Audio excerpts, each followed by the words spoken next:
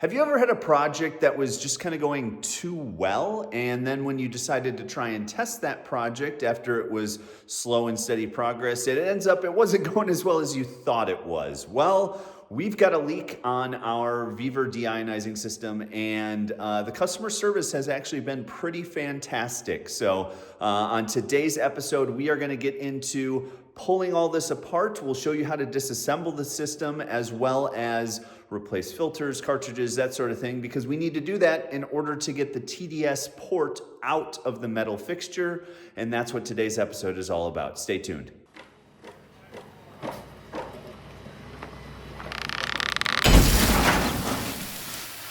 What's going on, guys? Welcome back to another episode of Detached Garage. It is true, the system is leaking, but not from the place you might expect after I fastened all these fittings and crimped all these fittings. It is not leaking from any of those, but I think it is my fault on why this is leaking. But the customer service from the Vevor people have been nothing short of amazing, and they've sent out the fix for this problem. Well, what I hope is the fix.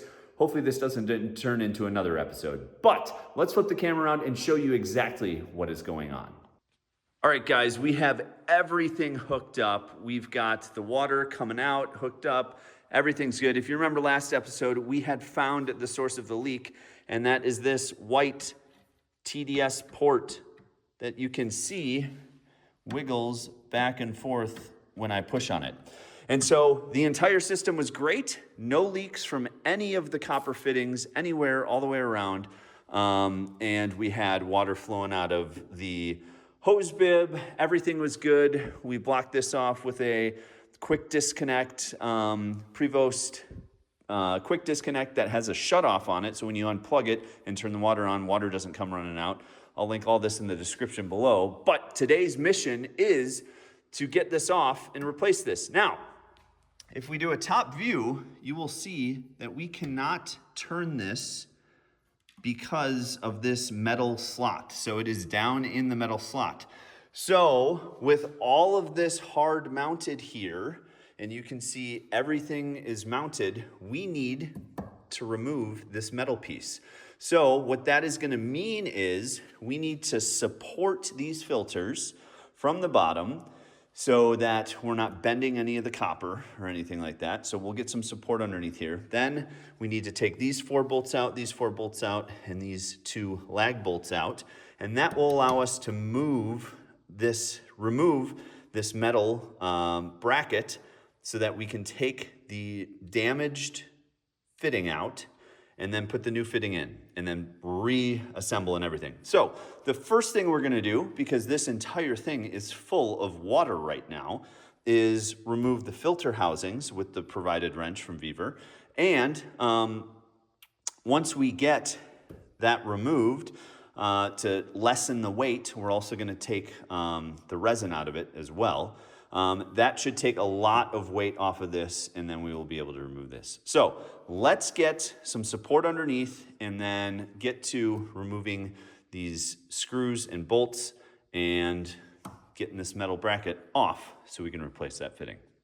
All right, guys, so this is the wrench that removes these plastic filter housings. It's interesting that this is actually, and I don't know if it's interchangeable this way for Spotless to Vevor, but it is backwards compatible. If you do have a CR Spotless, you can use this wrench. My neighbor down the street has a CR Spotless branded system and crushed his wrench or lost his wrench or something, and he has to borrow mine, and it worked just fine. So what we're going to do is we are going to put this on here and try to figure out the best way to do this. So righty-tighty, lefty-loosey.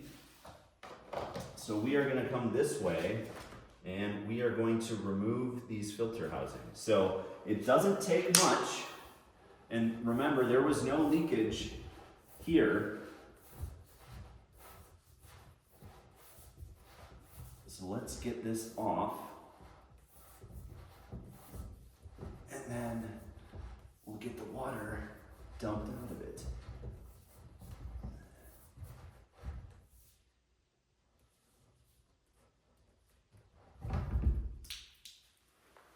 All right. One down.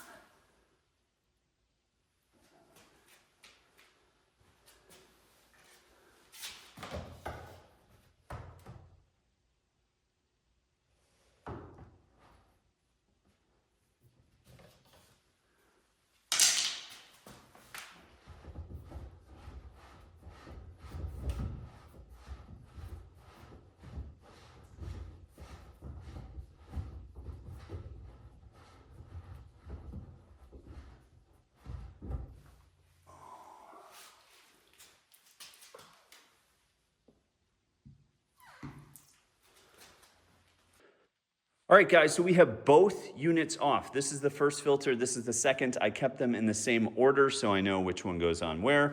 I'm still gonna just keep these filled with water just because it's not worth pouring it out or anything like that, but this is how you would change your resin. You would take those out and then replace your resin on the inside of each one of those. Now, with those off, these are still solid, but they're certainly light enough where all of this copper is just going to support them anyway. So let's go figure out what bolts we need for these, and then we'll come back and start taking everything apart. All right, guys, so the bolts for the actual housings down here is a 1/2 inch, and then 7/16 is the size for these lag bolts here. Let's get the lag bolts off first. I think I'm gonna need an extension on here. So let's get these out, and then we'll do these other ones after that.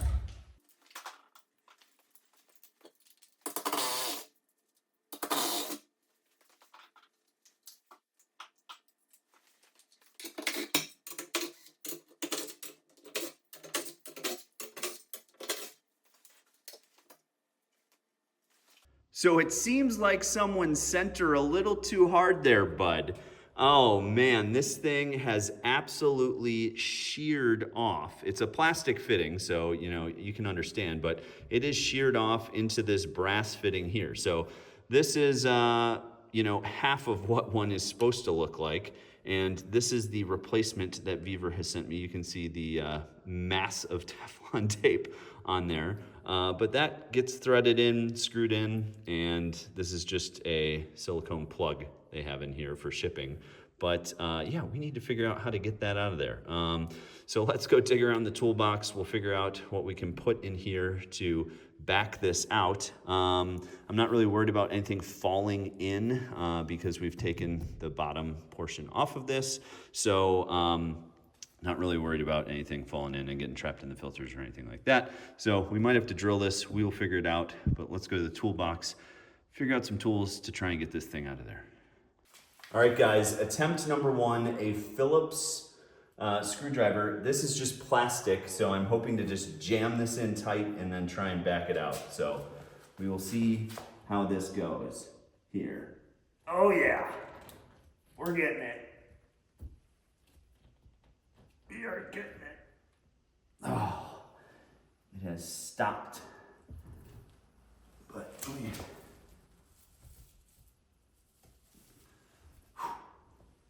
right.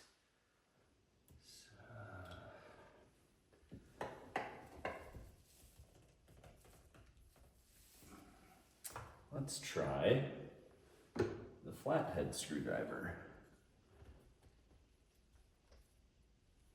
That is continuing to work.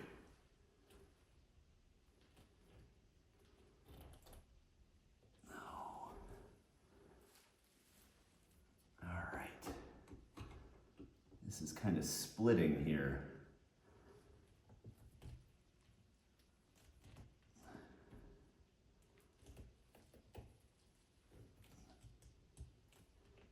I'm just going to keep going. Get out of there. All right.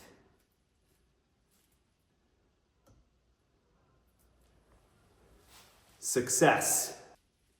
All right, we've got the part of the old one out. This is the new one. Let's get this guy put in. Get the threads aligned here. And it, again, just has an absolute mass of Teflon tape on it, but so has everything that we've used from Vevor, so they definitely don't skimp on that. I am going to go get a wrench for this, and then we'll get that tight, unless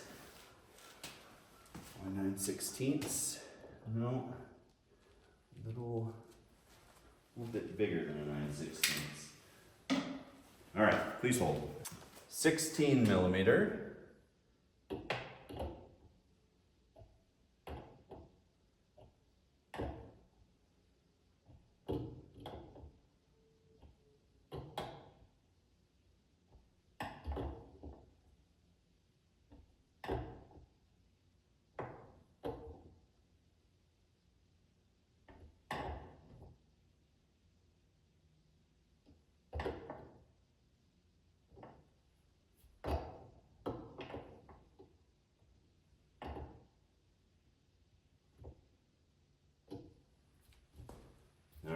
tight. So now, let's put this bracket back on.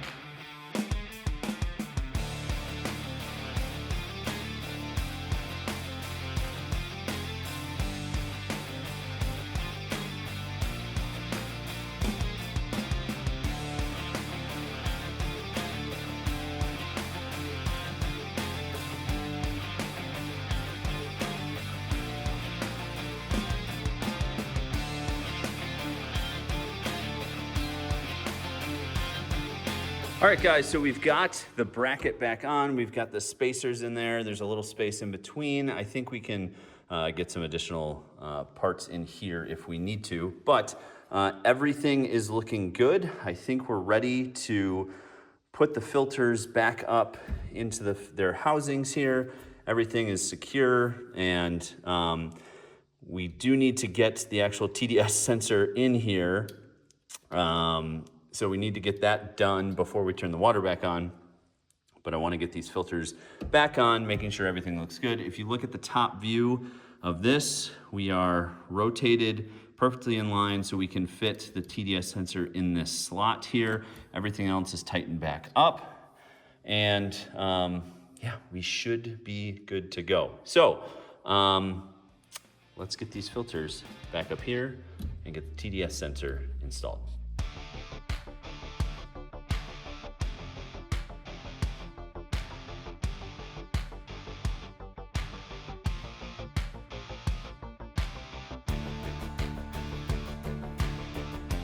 All right, guys, so I've got everything hooked up.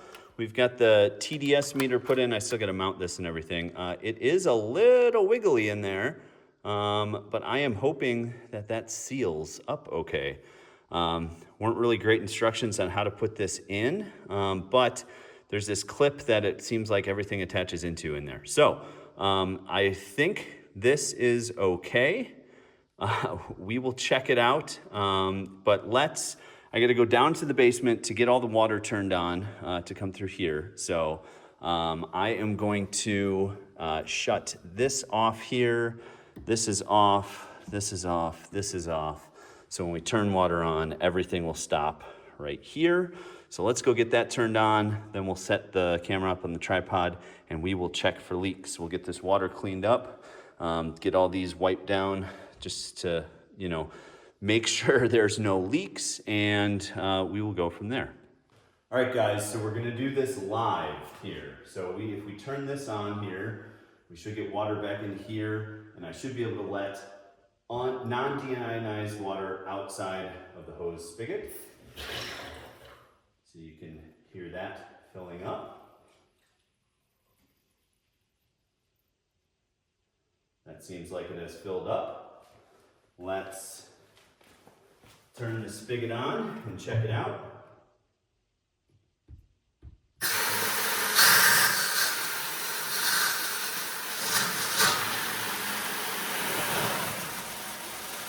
Yep.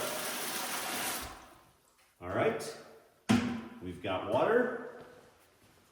Now we will shut this off and repressurize these here.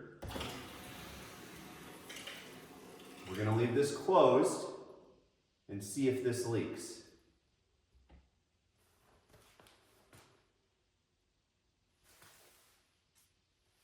We have no leaks as of right now.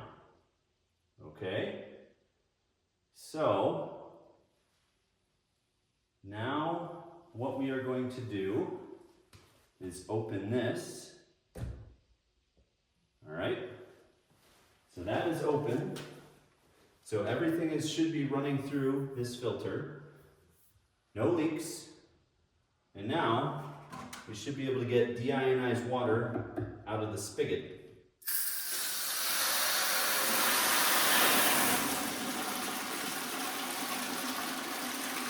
So that should be flowing deionized water.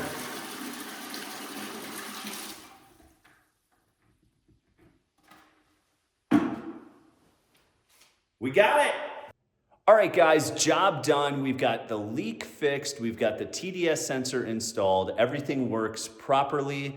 The next step, fill this big hole right here. That's coming up on another episode, and I'm so excited to show you some pressure washer comparisons and what we're going to go with for the final pressure washer system. Thank you so much for watching Detached Garage. If you have any questions, put them down in the comments below. I will link all the tools we used in this episode down below as well. Thank you so much for watching, and I hope to catch you on the next episode.